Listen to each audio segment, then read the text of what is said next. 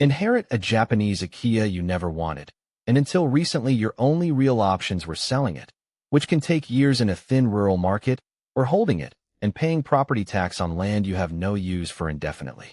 Since April 2023, there's a third option nobody talks about enough: giving it back to the national government, directly, on purpose.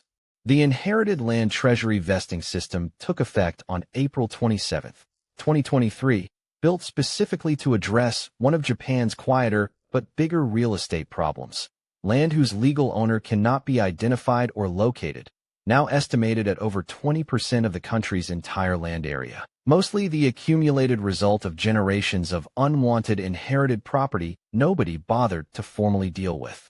This channel has already covered the 3-year deadline for registering an inherited Akiya. This is what exists for the people who register it, then decide they genuinely do not want it. The rules are specific, not a blanket escape hatch. The land must have come to you through inheritance or bequest, not a purchase. It cannot have any building standing on it, which means an inherited Akiya itself has to come down first before the land underneath it could ever qualify. Boundaries have to be clearly defined and undisputed.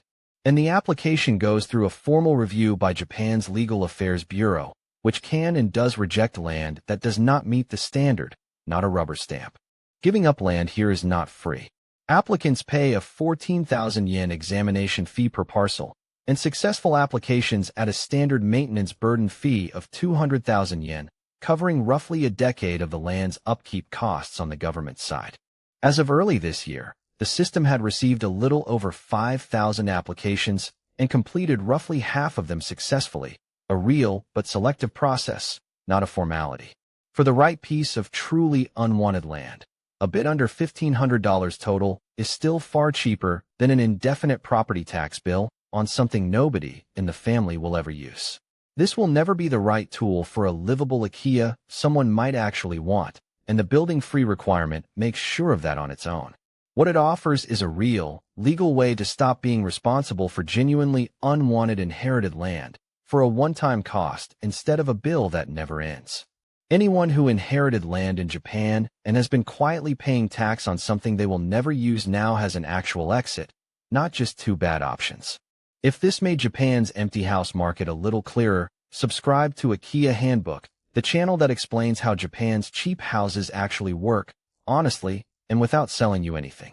There is also a free guide waiting in the description, the Akiya Buyer's Starter Guide, how to buy a cheap house in Japan without getting burned. 11 chapters on the truth about so-called free houses, the hidden costs, and who should not buy. No hype, and completely free. The link is below. Thanks for watching.